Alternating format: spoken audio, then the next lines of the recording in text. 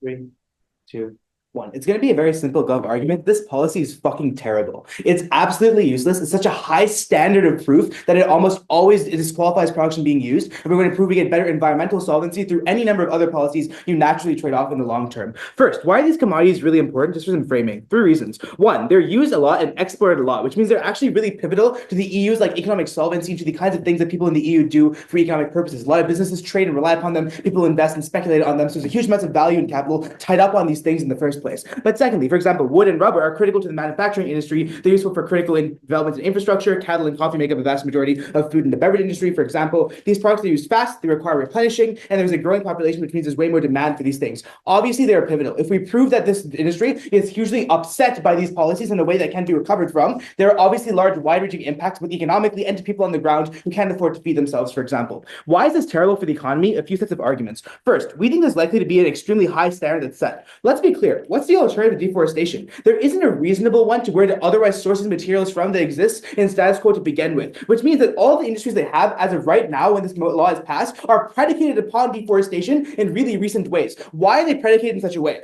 First, because there's historical precedent for them to be done so. This is how we've always acquired these materials in the first place, and so that's where a lot of supply chains come from. But secondly, this has been the most cost-efficient thing to do. And third, there are entrenched practices, contracts, supply lines that companies don't want to move away from because they are profitable. So as of right now, a lot of the companies that exist in the EU get things that are from deforestation that are relatively quite recent, because we explained these products are used very often, which means that it's quite true that a lot of these things are predicated on the supply lines. Two, even if there's been a push for alternatives or more sustainable sourcing recently, these kinds of innovations take years upon years to develop. Prototyping, R&D, cross-application of these technologies to different fields, getting the kinds of patents to be involved that allow you to make these changes in supply chains take huge amounts of time and dead time, which means that even if there have been pivots, they are not likely to be extremely successful in the short term, which means that even if you pass this law, there will be many, many years before you're able to shift your supply lines to things that aren't dependent upon recent sources of deforestation. That means that there is a lag time in the middle where no one can produce these commodities, or at least very few people can produce these commodities to begin with. The market cannot pivot fast enough to not be reliant upon these forms. That's a pretty big problem. Thirdly, most companies don't have the ability at all to pivot their supply chains or sourcing to begin with, because it takes a huge amount of capital they don't have in the first place. That's especially true of smaller, medium-sized companies that don't have separate R&D departments that can pivot their supply chains in the first place in order to make this happen effectively. But finally, why are lawmakers likely to make these regulations especially stringent? First, because they need a perceptual win. The lobbies and people that prop them up are extreme environmentalists. So there are incentives to make these regulations extremely stringent, to signal to your supporters that, oh, we're passing laws that have a huge amount of impact, even if those impacts aren't actually effective in the first place. And note, you only find out after the initial trial period, initial checking period happens, whether these commodities are illegal or not. So if you make really stringent things, and then 6 months down the line, the first level of these checks happen, and then they realize, oh, we can't sell almost any of the commodities we have because they're all reliant upon recent deforestation. We explained to you why that's likely. That means a huge amounts of the commodities that make up their share of the market are likely disqualified from the get-go. And there's a time lag that means that you can't just frame these things out. You have to wait for the policy to take in place, and then you feel the impacts of that happening. What is the implication? Almost all the commodities currently in circulation within the EU can no longer be sold to begin with. It will be years before you're able to pivot, and those are years in which the EU's industries are absolutely fucked. There's a huge amount of waste and destruction for the disposal of these products specifically, and that's probably environmentally bad in and of itself. But also it's bad because people can't access these commodities in crucial industries where they need to exist in the first place. The second argument is that this screws over small companies, or that companies can't pivot. I want to know at the top, it is highly unlikely that these laws are applied equally to different companies. There's a huge margin, yes. A lot of commodities get framed out, but note that the biggest corporations will always have the financial levers needed to weather this, or have the financial needed to lower the regulations when they apply to themselves. What does that look like? It looks like lobbying capacity, the ability to influence regulatory agencies through revolving door policies. These are far higher for the biggest corporations with the most no thanks. I'm not that BB. No, so a lot of these big companies are able to do that, but the small companies and medium companies can't follow suit. But secondly, it's extremely hard for small companies to pivot supply chains because oftentimes they don't completely own them to begin with. They just buy the supplies from already existing other suppliers in the first place because they can't fund their own deforestation or their own sourcing operations. And that means they can't even check back on the sources of these things to begin with and don't have the information needed to actually comply with those policies. But finally, they just don't have the R&D funds to find sustainable alternatives to generate these products, given we explained to you how much money and how how much time it takes to actually do that. So small and medium companies can't pivot. What does that mean? These companies get forced out of the market and out of business. That's really bad because oftentimes they A, serve niche higher quality products, B, operate in underserved areas where big companies don't have incentives to operate, or C, provide competitive pushes that force big companies to offer decent quality products at lower prices. These are all the beneficents of natural competition that get framed out when only the biggest, strongest, most lobbying powerful companies are able to exist in the market. And that's really bad because first of all, small businesses often go out of business much more often. And that's bad for the owners and people who work there because they don't have alternative employment, for example, and who have monetary safety nets to stop them from falling into poverty. But also for people on the ground when prices increase and the general state of the economy worsens for them. Note then, why can't we just invest in like better forms of business growth, or why can't we invest in these companies to take them off the ground? The reason is that there's a huge chilling effect on the investment that you can actually get into pivoting the supply lines for a couple of reasons. First, because there's a way higher risk of actually investing in these industries because you don't know that solvency is guaranteed. Like, I'm not even sure there is a good way to make a sustainable alternative to wood that meets the demand of the current market. And if that's true, no investment company, no venture capital firm is ever going to actually decide to invest in smaller and medium-sized companies or even in the big companies to create these pivots because it's naturally really speculative whether you get those outcomes. And there are tons of other markets they can invest in instead. The downside of this is simple. They don't even pivot at all on their side because you shock the market too fast. And that means that everyone who would spend the money to create these pivots or create sustainable alternatives is too risk averse to do so.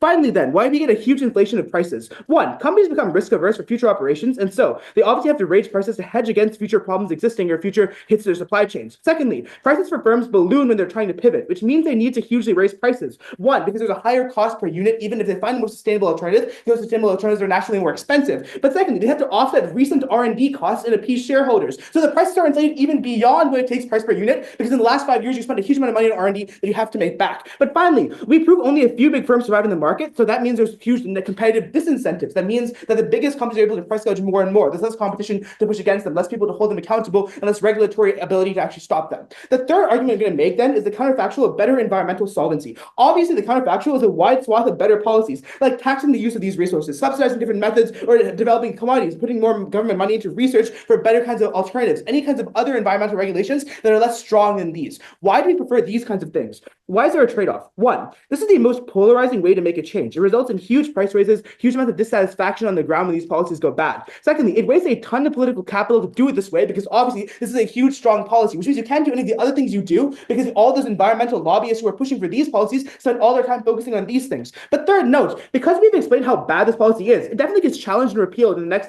2 or 3 years in our worst case. And even if that's true, then this naturally is a natural trade-off of all the other things that you could have been doing with this time and money. So they don't have any level of solvency, either in the long term or the short term. Simple argument from us. This is a terrible idea. There is no way to make it solvent. I don't understand the info side at all. I'm so sorry. Proud to propose.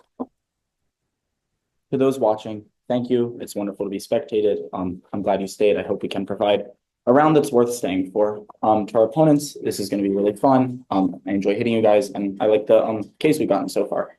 To the judges, thank you for being here. You obviously don't have to spend your time sitting in rooms listening to us yap, and yet you do, so we really appreciate it. To Chicago writ large, the tournament, I think, has been excellent. It's been very on time. The food has been great. The social was great. I really appreciate it. It's been probably worth the drive. To GW spectators specifically, thank you guys so much. Thank you for the support, for tolerating the car ride with us, for still being here. It means a lot. To Yuki, again, this has been a wonderful time. I really enjoyed debating with you. I hope to do it again. Yeah, it's been awesome. All right. Off on 2 arguments. Our first argument is that this policy prevents the spread of deforestation. There's a couple reasons. One, deforestation is scalar. Places that are repeatedly cut down then grown back suffer fewer harms than places that are newly deforested. There's a couple reasons. First, permanent lack of biodiversity. Once you deforest someplace once and then grow it back, it's unlikely you're planting seeds for every single crop that was present in that forest. Rather, you're just planting seeds for the crops that you're planning on harvesting again, which means it's unlikely the forest is capturing as much carbon or is contributing as much to the environmental biodiversity as it was previously. Second, you deplete the soil. When you're constantly just growing, chopping, extracting trunks or whatever, and then growing again, or killing a field or whatever so sheep can then graze, it's unlikely that the soil is actually being used at a sustainable quantity. Third, expulsion of wildlife. Once you raise the land or cut the trees or something, it's unlikely wildlife returns and makes that place their home, especially if you then put cattle there or sheep. It's unlikely the wildlife can return. Why do companies continuously deforest land? First, it's obviously profitable. When you grow trees, cut them down, and grow more trees in the same spot, you don't have to purchase more land managers, more employees, etc. Second, even if companies, you didn't take Yuki's, even if companies expand, they're not going to relinquish this land. They just buy more and keep using as much as possible to cover costs and increase profit. What's the comparative? New deforestation then is comparatively more environmentally harmful. Due to the continuous depletion of long-term deforestation, the land is already unable to capture as much carbon, harbor as much wildlife, etc. as a healthy plot. This means that preventing further deforestation has a comparatively larger environmental impact than restoring prior deforestation in the long run. Why are companies likely to conduct these checks and adjust their supply chains? Note the downstream of the framing. Most companies right now primarily have land which was deforested prior to 2020 and is being used for that company's bottom line. We think this makes up the vast majority of that company's holdings. It is only an expansion to new plots of land that the company is then conducting new deforestation, which means most of these companies don't suffer the huge supply chain shock that they want to talk about. Second, the companies have already likely adjusted their bottom line to fit the EU consumer base. That is to say, the cost of their operation was calculated to include profit generated from EU consumers. If they don't adapt to the regulation, their bottom line is undercut. The result is they swiftly become unprofitable and they can have to, unless they can return products to EU shelves. The company's all stock price, meaning their shareholder value, is also likely to decrease until this adoption is complete. Finally, the EU consumer base is too large to lose. One, it encompasses a huge quantity of people. That's just a fact claim that's true. But second, Western capitalism is particularly consumptive, meaning EU citizens likely consume more than the average person elsewhere. So it's a really important consumer base. Finally, there's perception. The moment this regulation is passed, and also because the EU has been passing environmental regulations for quite some time now, the perception has been that you need to adapt to this problem, which means a lot of these companies have been doing the research and development that Gov asserts they're going to have to start, and they've been ready to adapt to further EU regulation, especially given they tell us there's a long time when this policy gets lobbied for and discussed. So obviously companies have had it on their radar for quite some time. Our second argument is that this policy benefits comparatively more environmentally conscious companies. Two reasons. First, this helps environmentally sound companies capture market share. Why is this true? First, it's much cheaper for them because they already do the environmentally friendly practices. So there's no switching cost, which allows for their products to be sold without the added cost of changing their supply chain. Second, they obviously just get more of their products through because they don't get banned by the EUDR and their supply chains have already been vetted or are far easier to be vetted. Third, it creates steady supply chains because grocery stores are more willing to buy from your environmentally friendly company as opposed to a company that is dubious simply because of the risk of ban and price increases when you have a history of already producing products at this good rate. And fifth, there's perception of further regulation. And sixth, even if companies can switch and adapt, this uniquely gets these environmentally conscious companies first mover advantage. They can form partnerships with grocery stores, get consumer bases for their products, and just keep the likelihood of them remaining in markets. The impact of this is twofold. First, this allows pre-existing environmentally friendly companies to expand further. As they gain access to more cash and can access further economies of scale, they get in more grocery stores, they get adopted by more people in the interim that Dove talks about. Second, this sends a signaling effect to investors to invest into these companies. But not only these pre-existing companies, but green startups specifically are more likely to gain this investment. If our comparative for this round is green companies getting investment or small businesses that really apparently base their entire profit model on finding post-2020 land and deforesting it, I think you prefer our side of the comparative. Second, this pushes companies to look for alternatives. This pushes for innovation. As the EUDR occurs, it probably does make it a little more expensive for some companies. Those are likely to invest into alternatives because even if innovation is more expensive, the alternative is just getting fucking banned from selling a particular portion of your goods in the first place. What does this look like? First, they invest in things like alternative form of meat production, new GMOs that require less and less space, etc., which allows it to capture more of the market share. Second, they create more sustainable practices of farming, such as investing in soil and fertilizers that allow for farming over longer periods of time in the same plot of land without having to buy newer and newer plots of land and deforest those. The impacts of this is, first, we get better practices in the long run. And even if it's more expensive in the short term, it's more unsustainable on the alternative. Second, climate change is an existential threat to humanity. I know it's hard to conceptualize because it's existential, but like in 30 years, there's literally countries we're just going to have to give up on because climate change is going to take too much of their territory, or their economies are going to collapse because of the sheer shocks in weather. And I know that's hard to conceptualize, but that's obviously a terrible impact for millions, if not billions, of people in the world. Going on to the on case. First overview. Gov's entire case is that the EU would intentionally allow dogmatic lawmakers to fuck the entire supply chain on the spot because wood is no sustainable alternative. I don't think they access even close to the highest burden of this case. One, obviously, if they're extremist green lawmakers, there's extremist anti-green lawmakers. Like we've seen the rise of far-right elections across EU states. So it's likely that there's a process of, I don't know, deliberation in which you actually adjust these policies to fit both people's perspective. It's unlikely that these like partisan green lawmakers show up and say, I have a new bill, and everyone goes bet and they just implement it. Second, you're probably consulting with experts or consulting agencies on one, how to present this to the population, but two, and more importantly, what type of regulation wouldn't fuck the entire supply chain and ruin your government and cause a vote of no confidence and like 10 countries to leave the EU. Finally, wood does have a sustainable alternative. I just told you it's the fact that the majority of companies aren't affected in their plots of land that were deforested prior to 2020. So it's not wood being banned in the EU, it's just newly deforested wood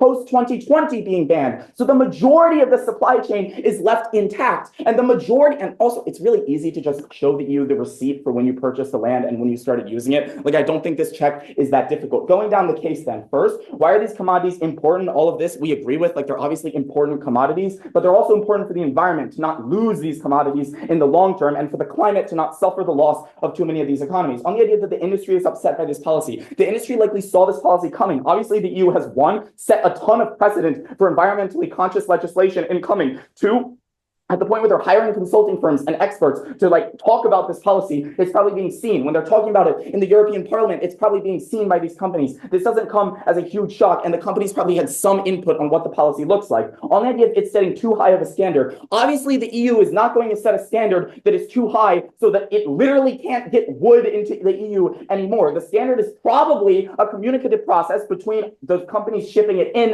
and the EU about how much wood can still be shipped in, that maybe the price rises a little bit, but it doesn't shoot to the fucking moon, and there's still like the ability to buy wood-based products in the EU. Also, this is like a retrospective motion. It regrets the past. I was just in a EU country and I bought paper and it wasn't that expensive. So clearly it exists. On the idea of there's a historical precedence to deforest, that's our point. Deforestation has been going on for too long, and these companies' supply chains are predicated on pre-2020 deforestation. So the fact that there's this historical analysis of companies that exist, are in the market, and have been deforesting prior means at least the supply chain remains intact in a lot of parts. On the ideas of lawmakers making it strict, their argument forgets that policies require voting and debate to be written, and they like people have the ability to discuss the policies. So there's obviously lawmakers that aren't extreme environmentalists who are beholden to constituents and care about input in the political process and are not just going to let these super extremist green lawmakers do this. On the idea of the corporations can leverage and have lobbying capacity, there's no perceptual win on their side of the house. They say politicians need wins, but they actively take a loss in failing the policy. Proud to oppose. Yeah. Let's see. There's going to be like a good chunk of it off case, and then maybe I'll respond to the MG if I have time. It clashes. No, that's not what it means. Like I have implicit response as well, and like I highlight things and whatever.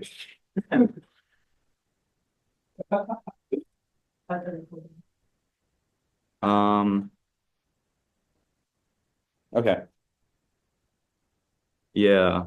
Pleasantries. Thank you, Chicago, for a fun tournament. I really like these outs motions. I think they were cool. The in ones were also cool as well, but I personally like that one. Outs one's better. And you know, I really like the last one. That one was really cool. Goated. And thank you for judging. Yeah, I guess like, you know, we obviously can't do the activity without judges. It's cool that you guys dedicate your time to this. Thank you to all the spectators. Thank you for watching this round. It's pretty cool. You know, like maybe debate has some value with people watching. Thank you to especially GW for, you know, the car ride and everything. Oh my God, it's so rough.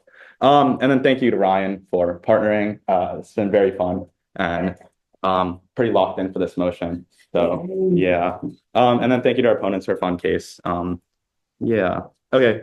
Large chunks gonna be off flow. Okay.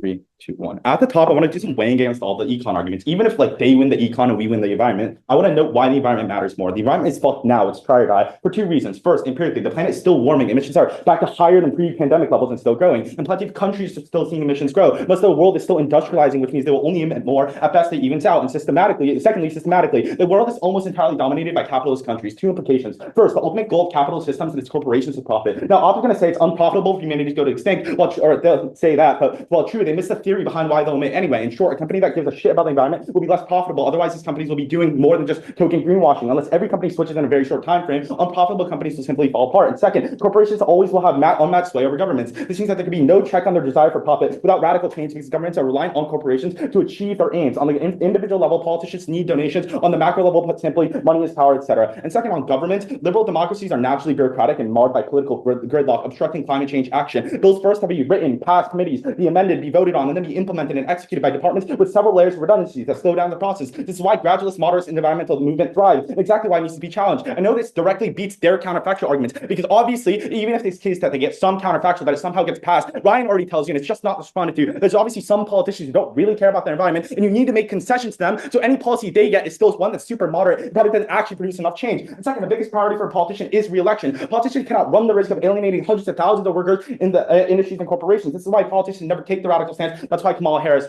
did so many fucking concessions. And the climate comes first, two warrants. One, it exacerbates all the other harms. The circumstance one finds themselves in fundamentally shapes the world which they view it. A world of even more like 2 Celsius warming is one in which a series of catastrophes cause more suffering from disease, war, poverty, etc. And second, it is incredibly disproportionately harmful to the most vulnerable in this world, because poor people have less tools to fight back against climate change. The global south gets the brunt of the world's natural disasters, etc. The implication of these first observations is that if it's true, your ballot has to be for off. Even if the government's a greater probability of worsening things for the people in the market, risk of offense for us should give us the ballot, because even if you take Gov at their best, they're still advocating for the status quo, and the observations tell you that the status quo is fundamentally fucked. So even if they win in short-term impact, we're obviously winning the long-term, where the magnitude of it matters, because there's obviously much larger scale, because it's the entire world. It's like every single person living on it, etc. Cool. Now that the weighing is done, I want to point out a couple things. First, a lot of the economic impacts can just be mitigated and beaten for a couple of reasons. One, there are arguments in PMT about having historic supply chains obviously proves this, because obviously this policy is about, new deforestation, etc. There's obviously a lot of old companies that still hold parts of land. Two, you align incentives of economic friendliness and profit on our side. We turn their mechanism and there's no response on the LOC. And three, I want to explain the nuances of our case, because it's not that you kill supply chains immediately. It's that you slow down the expansion of these unsustainable companies. And we already give you the impacts of this in LOC. I'm going to apply them here. One, this allows for economic friendly companies to expand into the market. They can broaden their reach, etc. And this is the short-term solvency that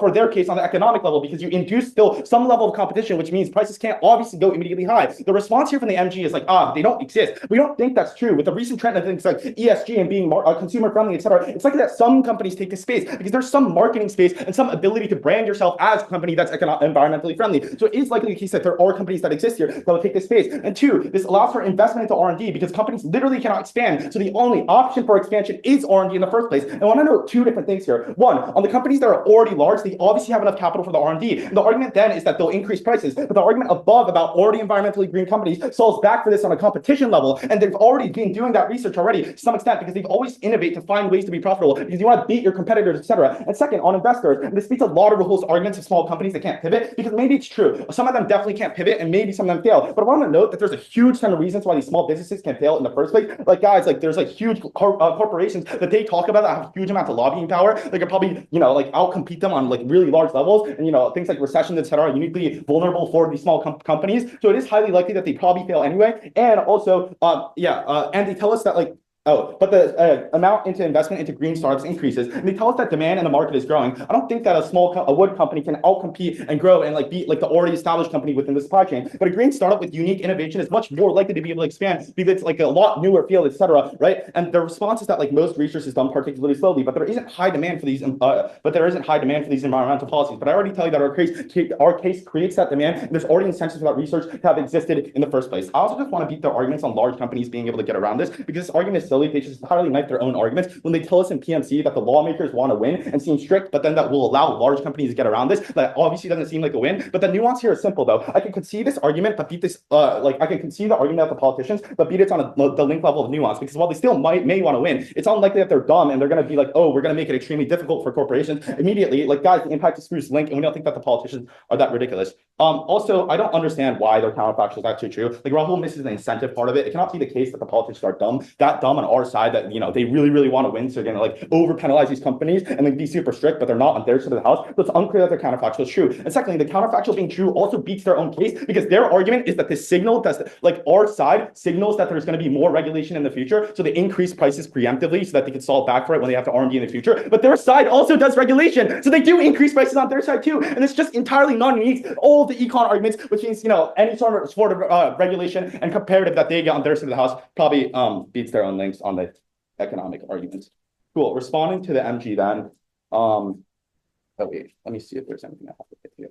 Okay. I'm going to respond to some PMC arguments first. They say even if they push for alternatives, that takes years to develop. But this isn't a tech alternative. There exists sufficient land right now that we can resolve this problem. They say all commodities can't be sold years before you can pivot, years before EU industry is fucked. Obviously, it's not completely fucked right now. We already tell you that you should stop the expansion of, not you cut it down. They say biggest corporations can leverage and they have lobbying capacity. It's not I responded to these arguments. Okay, that's fine. Okay, cool. On to the MG then. Let's see. Their first thing is that the policy reverses progress for environmental activism. They say they'll paint environmental policy at odds with economic beneficial policies. One, this is downstream of the round, and two, obviously their side obviously also like proves that to be the case because they're having more regulation, and then companies increase the prices because there's going to be more regulation in the future. Then they're also increasing prices, and they're like putting those at odds. And they say case concedes time lag. There's a long time before these companies can adapt accordingly. They just send the products developed within past post 2022 to United States or something. Like there's obviously other supplier or there's obviously other buyers that you could send this product to. We don't think it just immediately kills the company. They say, let's see. They say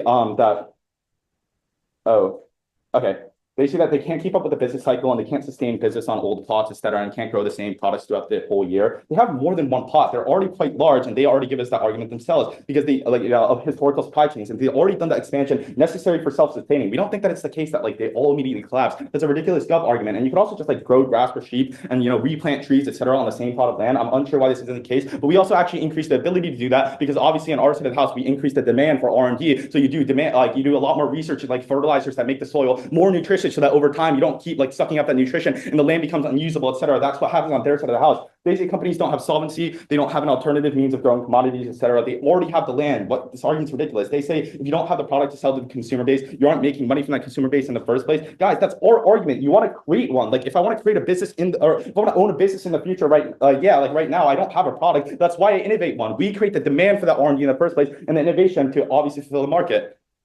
They say don't define what being environmentally conscious means. Most research is done particularly slowly because there isn't a high demand for these environmental policies. One, there's already pre-existing regulations and bills that are being being debated, etc. Small obviously have some stances on environmental policies in the first place. And even if they might be concessionary, that's obviously a trend going into the future. And there's things like ESG, etc. that's being done. So we think that there is already preemptive research that is being done, especially because I already give you the argument above that the companies have incentives to fill in the niche and do marketing, etc. as being ESG because a lot of young people like ESG and environmentally friendly stuff. They say policies like alternative meat are largely unpopular because upfront cost is so high, they lack profit margin, etc. One, we already tell you that we increase the amount of investment that goes into these types of stuff, which falls back to the large upfront costs. Very proud of those. Economy left intact. First, the bulk of the supply chain is fine, easy to verify, and is land that was not deforested post-2020. Rohan's responses don't touch the argument. Just because massive companies expand fast doesn't mean the bulk of their holdings is land deforested prior to 2020. This is especially true given Yuki points out the knife. These companies are historical and already massive, even by the time they were expanding post-2020. So I don't think their supply chains are shot. I think they still have a ton of product that can enter EU markets relatively simply. Second, what do these companies look like? First, they're already doing research and development. They've been doing research and development for quite some time because the EU has already signaled to these companies that it is going to be enacting green regulations moving forward. It's had green regulations for years and years and decades, which means, and again, this is cold dropped, which means crucially that they don't win a delta on new research and development or incredible upfront costs on research and development. They've been doing it, they can continue doing it, and now we're aligning their incentive to start implementing it. Second, they still have a bulk of products to sell. I said that. Third, they need to adapt their bottom line to EU consumers, which is even if the company needs to take a chunk of the cost right now and sacrifice some profit, it has to get its product on the shelves in the long term. But it's not that it has to get its product on the shelves, it has to get its product bought, which means it's not going to make prices so shockingly high that EU citizens can't buy it, because if they're not buying it, the company's not profiting and they're not able to answer to their shareholders, which is also dropped. And finally is perception. Companies have already been working to adapt the moment this regulation was signaled over time.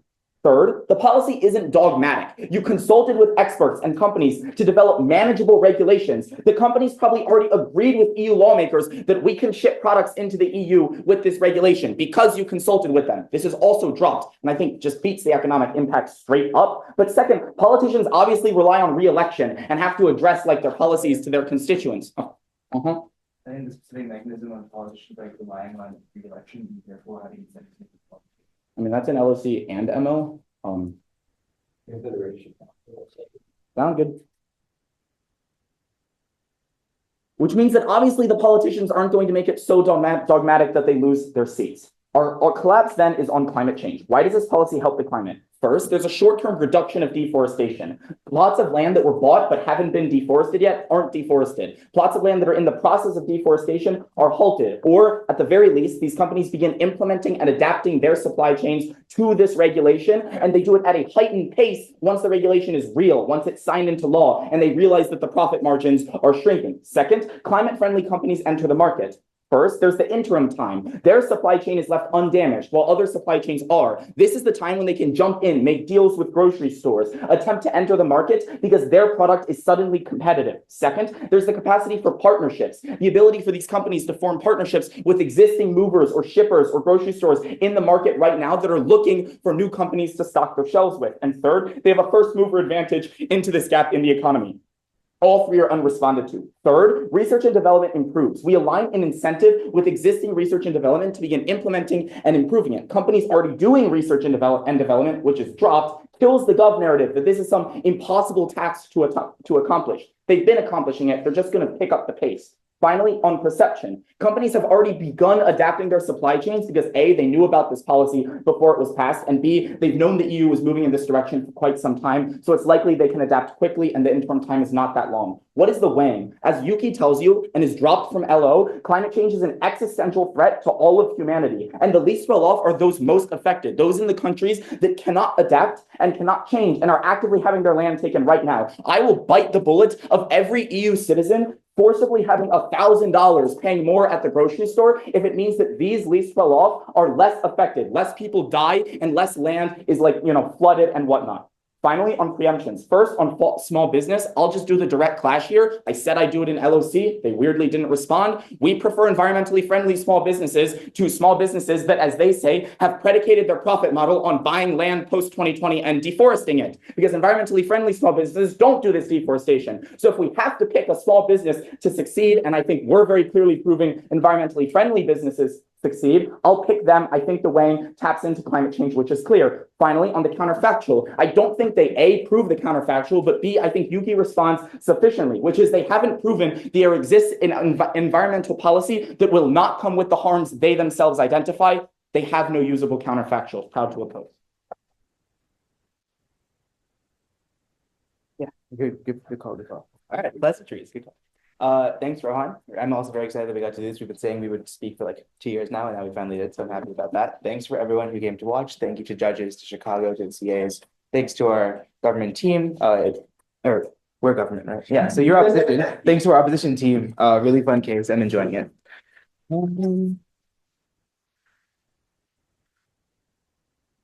Yeah. 3, 2, 1. I'll chat about the environment and I'll give you two ballots. The first one on supply shocks and the second one on price raising. I want to flag at the top that the price raising ballot that they just conceded kills their case because of the specific PMC argument that when people are angry, you repeal the policy 2 years down the line when there's huge amounts of popular backlash. So if they can see that everyone on the ground on their side has huge amounts of price shocks, then the PMC argument rings true. You repeal this policy in 2 years, it destroys their ballot on the environment, it destroys their ability on political capital. It's a radical thing to do, but it's true and I'm sorry about it. Great.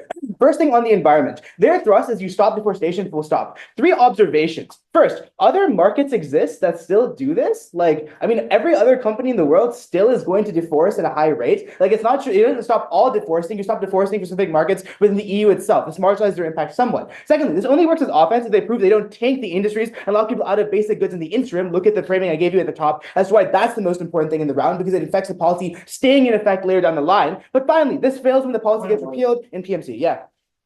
This discussion of other supply chains, I think, is new. You can strike it. I don't care. I mean, like, no, actually, never mind. It is not new. I think we explained it in PMC, but if you don't take that, whatever. I don't even know. The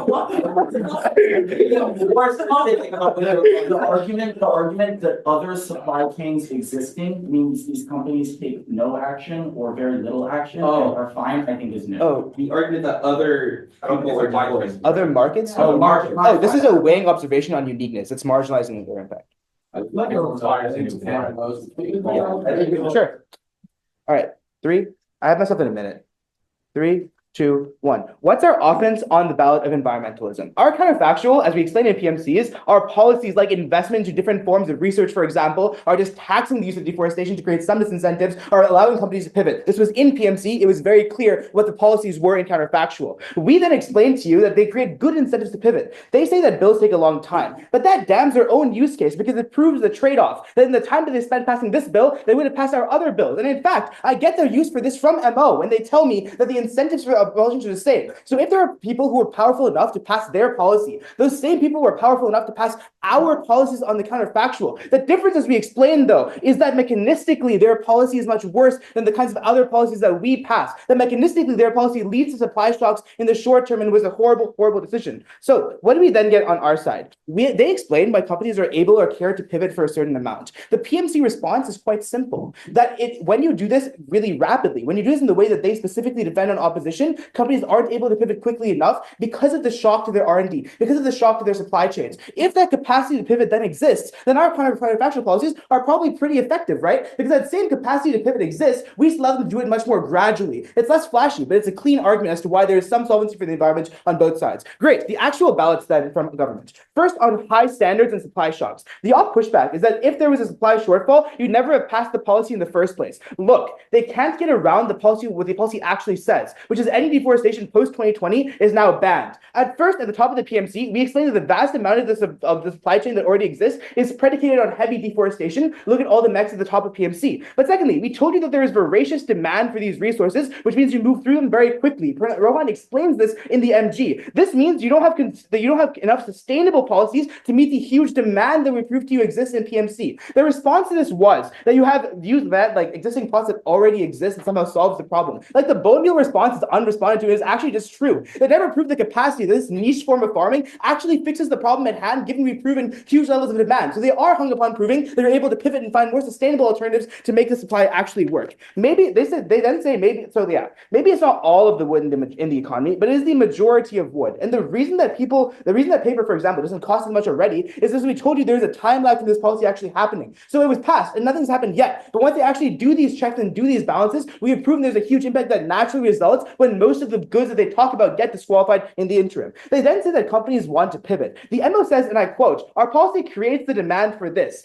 LO, on the other hand, tells us the demand already exists to pivot in the first place. There's a tension that I'm not really sure how to resolve for them. I think you can just default to our mechanisms as to why it's really, really expensive to pivot, which is why companies haven't been pivoting or focusing on it yet. The basic problem on their side of the house then is you need so much money and so much time to do this that 80% of the businesses, when put under the stringent regulation, just can't do that in the first place. And the 20% that can, do it extremely, extremely slowly, biting all of our arguments on the oligopolies that develop and on the supply chains that happen in the shortfall. You can weigh this quite cleanly on like the best case of like probability being extremely low. I just don't think pivoting is a counterfactual that they access. Finally, they say you already have some green companies. I think PMC explains why there was never any investment to these things or investment to grow these things when the market becomes speculative. But secondly, even if they have some green companies, they never prove they have enough already green companies to meet the huge demand hole that now exists in the EU economy. So solvency doesn't exist there. Our supply shock argument happens. The final ballot is on economic donations and prices. This is basically fully conceded. Prices rise at massive rates. Tons of companies get forced under. And no, this isn't just everyone pays $1,000 more. It's on scale. It's just like huge shortages, food shortfalls. People can't find food in the grocery store. People lose their jobs en masse because these things are so huge and these industries are so massive and these companies get forced under. But secondly, I think it's principally unjust for them to claim this because even if you give them their best, what they're doing is instrumentalizing people on the ground. They're saying we are okay if tons of people go hungry if we solve climate change. Yeah. Surely the principle of instrumentalization. I'm weighing against their ballot. I'm saying it's principally wrong. Yeah. Sure. All right, I'm at 5. 3, 2, 1. You weigh this as this is where you vote for whatever side that we are, right? Because we are the ones who prove a tangible impact to people on the ground. We are proof that mouths go empty, that tables remain empty, that some other food-related metaphor about how prices are bad exists, right? Like this is obviously a strong impact. But also, and I'm sorry, the political pushback and the anger that you get is what causes the policy to be repealed per PMC. So even if they're right, even if you concede the majority of their case and be said that if we let this policy happen, you stop deforestation. The problem, that policy doesn't exist past 2 or 3 years on their side because of the huge amount of political pushback we prove to you exists, a clean path for government. Proud to win.